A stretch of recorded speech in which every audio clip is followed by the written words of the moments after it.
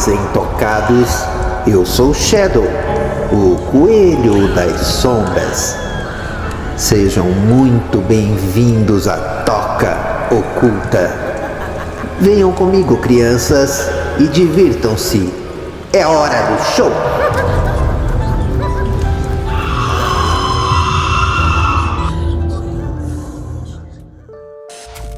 Este é o conto do Menino do Grito e a Rasga-Mortalha. O relato da família Giordano.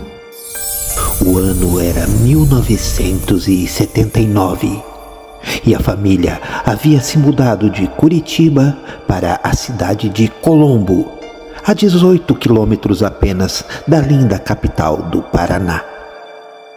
Reinaldo havia herdado o sítio de seu pai e lá foi morar com a sua família. E por ter uma vasta experiência com a agricultura, foi fácil se adaptar ao novo estilo de vida. A plantação de milho prosperava e tudo ia muito bem. Noites tranquilas e dias agradáveis traziam conforto e alegria para a vida da família Giordano. Mas no inverno do mês de julho de 79, mais precisamente na sexta-feira 13 daquele mês, o insólito aconteceu. Por volta de 00:30, o casal Giordano e seu bebê dormiam tranquilamente, quando uma pedra foi atirada no telhado da varanda da casa. Relutante, Reinaldo se levantou para averiguar, enquanto Cláudia e o bebê dormiam profundamente. Enquanto Reinaldo pegava o facão e o farolete, outra pedra foi arremessada sobre o telhado da varanda. Desta vez, a sua esposa acordou assustada, mas percebeu que Reinaldo já havia se levantado e estava saindo para averiguar. Ao sair pela porta da frente, que dava na varanda, Reinaldo, com uma manta nas costas munido do facão e do farolete, teve que enfrentar a densa névoa e o frio intenso da madrugada. Reinaldo ouviu uma risada de criança vindo da direção da cerca do terreiro e, apontando o farolete naquela direção, ele conseguiu enxergar perfeitamente a silhueta de um menino de aproximadamente 7 anos de idade e, ao seu lado, pousada no tronco da cerca, uma coruja incomum naquela região. Era uma rasga-mortalha enorme. Reinaldo, assustado e com muita estranheza, falou com o garoto, perguntando-lhe o que queria por ali naquela hora da madrugada e em pleno frio que fazia por lá. O menino continuou parado, olhando fixamente para o homem que, perplexo, percebeu que o menino tinha os olhos completamente negros como o da rasga-mortalha. O homem gritou para o menino ir embora, mas não foi atendido. A enorme coruja começou a emitir um som como se estivesse dizendo para Reinaldo se afastar. Foi então que ele foi se afastando de costas, sem saber o que estava acontecendo ali. Nessa altura, Cláudia já olhava pela janela do quarto, muito assustada com aquela cena estranha.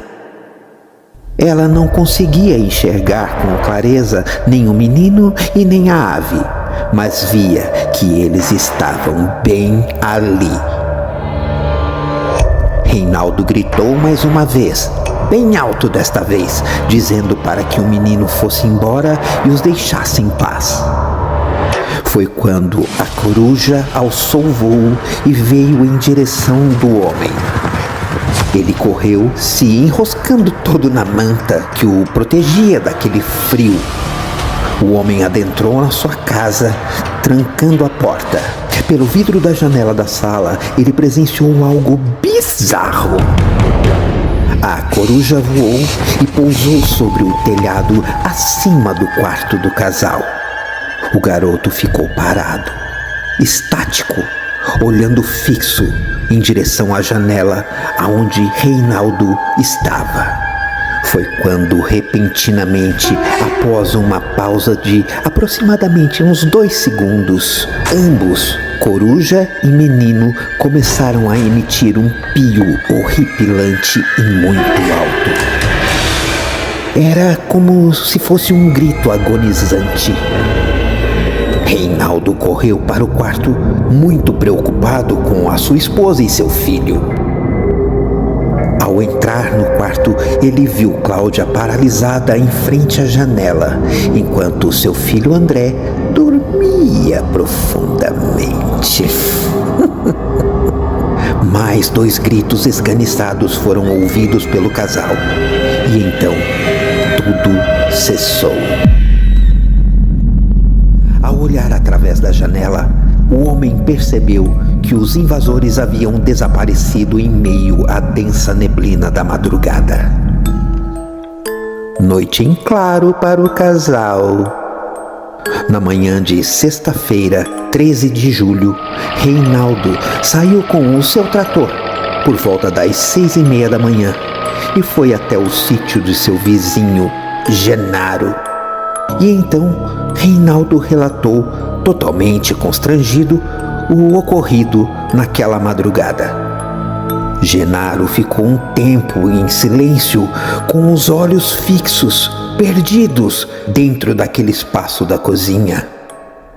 De repente, após um longo suspiro, Genaro quebrou o silêncio e disse a Reinaldo: "Meu jovem, o que você viu foi o espírito do menino do grito." Reinaldo relatou que, ao ouvir de Genaro aquelas palavras, o seu estômago congelou.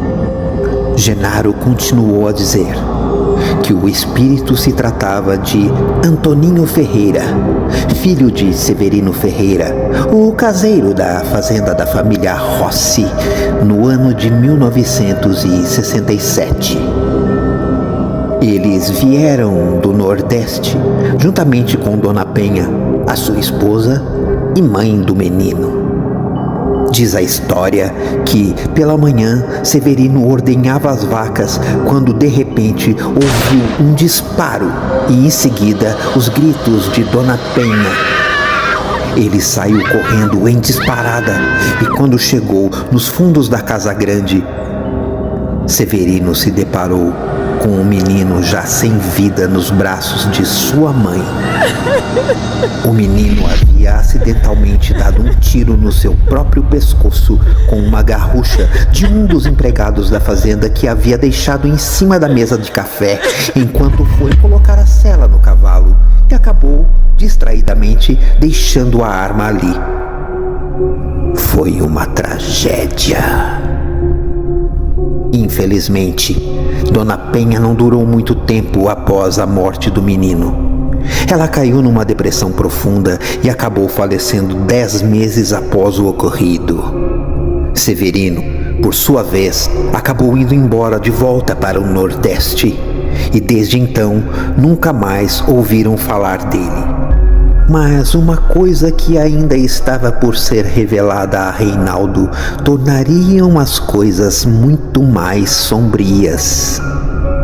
Genaro conta que exatamente 1 ano após a tragédia na fazenda Rossi, começou de forma recorrente a acontecer a manifestação do menino acompanhado de uma grande coruja rasga-mortalha, que é típica do norte e nordeste do país. Acredita-se que a coruja é o espírito de Dona Penha e sempre aparece junto do espírito do menino. Genaro, um tanto contrariado, revelou a Reinaldo que todas as aparições do menino do grito e da coruja trazem consigo um mau agouro. disse que a pessoa mais vulnerável da família, de quem ouvir o grito do menino e o pio da rasga-mortalha, vem a óbito de forma repentina. Genaro confessou que perdera seu irmão após ele ter avistado a dupla fantasmagórica. O homem foi encontrado morto no banheiro de sua casa, vítima de um infarto fulminante. Ao cair da noite, André, o bebê do casal, começou a chorar muito alto e a mãe prontamente foi lhe amamentar. Minutos depois, o menino adormeceu profundamente.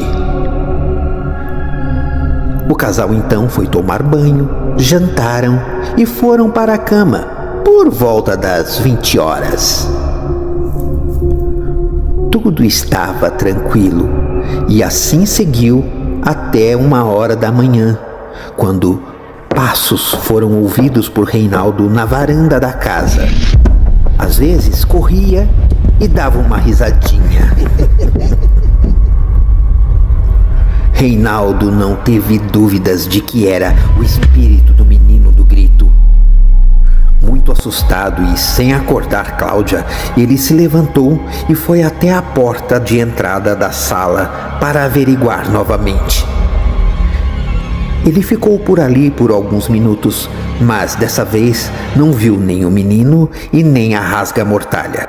Então resolveu voltar para a cama. Reinaldo ouviu, vindo de perto da janela do quarto, o grito do menino e o pio da rasga-mortalha. Reinaldo se arrepiou da cabeça aos pés, porém desta vez a sua esposa e o bebê continuaram dormindo.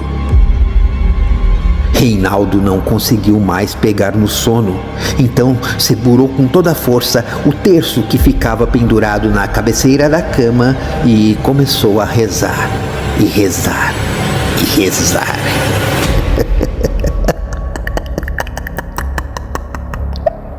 Passaram-se algumas horas e então Reinaldo cochilou. Mas logo em seguida o galo cantou, anunciando o amanhecer. Ele então se levantou para preparar o café, enquanto Cláudia foi assar o pão que deixara crescendo durante a noite. Por umas 2 horas eles estavam distraidamente conversando e fazendo as suas tarefas. Então Reinaldo decidiu preparar a colheitadeira para trabalhar. Cláudia, entretanto, achou muito estranho que André, o bebê, não havia chorado para mamar. Ela então retornou para o quarto, mas o que aconteceu em seguida foi algo chocante. A mulher encontrou o seu bebê sem vida no berço. Ele havia vomitado de barriga para cima e se afogou com o próprio vômito. Que tragédia! Que tragédia! Cláudia correu com o menino no colo, gritando aos prantos. Reinaldo, que já estava com a colheitadeira ligada, demorou a ouvir, mas ao avistar a sua esposa vindo ao seu encontro com o bebê no colo aos prantos, logo percebeu o que havia acontecido.